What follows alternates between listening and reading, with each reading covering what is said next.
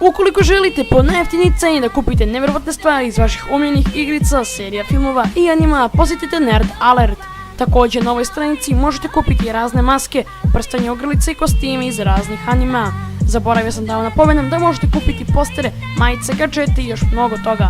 Link je u deskripciji.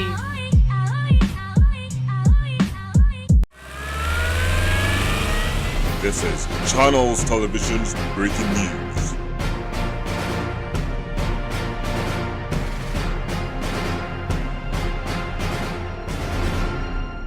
I veliko pozdrav svima ljudi, dobrodošli u novi video kanalu. U današnjem klipu radimo pregled Premier lige za sada, znači pošto nisam krenuo sa full contentom od kako je krenula nova sezona, prošlo je već 4 kola engleske Premier lige.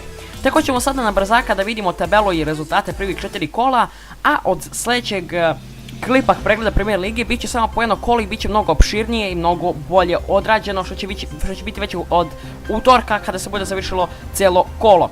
Radit ćemo mi ovakve stvari što se tiče i Nemačke lige, italijanske, tako to, ali to ćemo raditi u sredu, četvrtak i petak, zato što će nam glavna liga biti Premier liga koju ćemo da radimo. Također ćemo početi sa Ligom šampiona i Ligom Evrope da pregledamo rezultate i utakmice, tako da možemo da krenemo sa Premier ligom da pregledamo, znači bit će jedan kratak klip. Ajmo da krenemo od prvog kola, poslije ćemo da vidimo tabelu, ajmo da krenemo od prvog kola.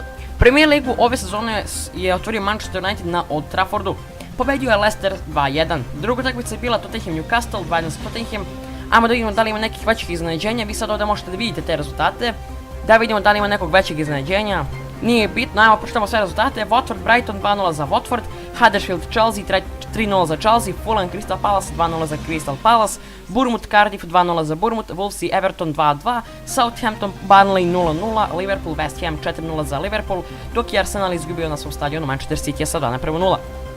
U drugom kolu Cardiff Newcastle su igrali 0-0, West Ham Bournemouth 2-1 za Bournemouth, Tottenham Fulham 3-1 za Tottenham, Leicester Wolves 2-0 za Leicester, Everton Southampton 2-1 za Everton, Chelsea Arsenal 3-2 za Chelsea, Manchester City Huddersfield 6-1 za Manchester City, Burnley Watford 3-1 za Watford, Brighton Manchester United, evo ga prvo iznenađenje ljudi. Brighton je u drugom kolu savladao Manchester United sa 3:2, ako vas ima koji ne vidite za Manchester United slovno pišite dole. Crystal Palace Liverpool 2-0 za Liverpool. A onda pređemo na treće i četvrto kolo.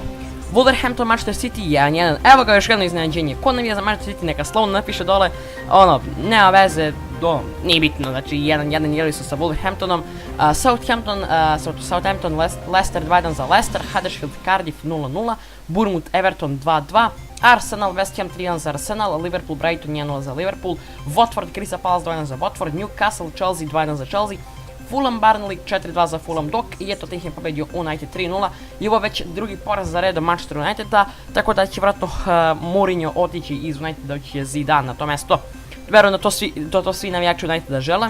I hajmo na zadnje kolo koje se odigralo. Leicester Liverpool 2-1 za Liverpool, Wolverhampton West Ham 1-0 za Wolverhampton, Everton Huddersfield 1-1, Crystal Palace Southampton 2-0 za Southampton, Chelsea Bournemouth 2-0, Brighton Fulham 2-2, Manchester City Newcastle 2-1 za Manchester City, Cardiff Arsenal 3-2 za Arsenal. Bila je to tvrda utakmica, ali nekako uspio Arsenal dobije Cardiff, znači da ih nisu dobili, bilo bi zeznuto. A vidjet ćemo šta će Chelsea raditi u sljedećem kolu protiv Cardiffa. Da ljudi, ako niste znali, ja ne za Chelsea, to sam rekao u nekom prošlom klipova, tako da pišite vi dole za koje klubove navijete iz Premier lige, pošto će to biti glavna liga koju ćemo raditi i naravno radit ćemo Ligu šampiona i ostale lige i Ligu Evrope. Samo želim da napomenem, kada ovaj klip izađe, to je već subota i već će krenuti peto kolo engleske Premier lige, koje ćemo da uradimo pregled u ponedeljak, to sam već rekao, a Bundeslige, španske lige, italijanske lige i koja je ono što stala Liga Francuska, znači krenut ćemo od tog šestog, ne znam koje im je kolo, nećemo gledati od početka kao što radimo za Premier ligu, zato što je, rekao sam već, zato što je Premier liga centralna liga. Watford, Tottenham, evo ga još jedno iznenađenje, Watford je pobedio Tottenham sa 2:1 i United je pobedio Burnley 2-0. Tako da hajmo da pogledamo tabelu da imamo koji timovi imaju 100% učinjak. 100% učinjak imaju Liverpool. Ok, ovdje mi se prekinuo mikrofon, ali nije bitno, nastavit ću ja da radim svoj posao. Znači, ajmo da vidimo, rekao sam koji timovi imaju 100% učinjak. 100% učinjak imaju Liverpool, Chelsea i Watford, to je ekstra za mene, zato što ja imam za Chelsea. Ok ljudi, znači Liverpool, Chelsea i Watford imaju po 12 bodova i sve 4 pobjede. Onda imamo Manchester City četvrti koji su dobro su igrali, ali eto zaznuo ih je Wolverhampton koji je tek ušao u ligu. Onda imamo na petom mjestu Tottenham koji su također dobro igrali, ali zaznuo ih je Watford koji ima sve 4 pobjede.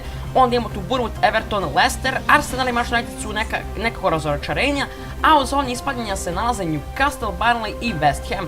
Najveće razočarenje po meni je ovdje West Ham, jer ko je očekivao da će West Ham posle 4 kola imati 0 boda, znači to je bukvalno nerealno. Ok ljudi, ako se svidio ovaj video, ako se ići klipovi ovog tipa, obvezno stavite like, share i subscribe, molim vas da subscribeujte jer želimo da... Izgubio sam 12 subscribera kako sam krenuo s ovim kontentom, zato što dosta anime ljudi koji su gledali anime na mom kanalu su se unsubscribovali, tako da vi ostanite uz brata, ajmo, vidimo se u nekom narednih klipova, to jest već sutra jer ćemo da raditi daily.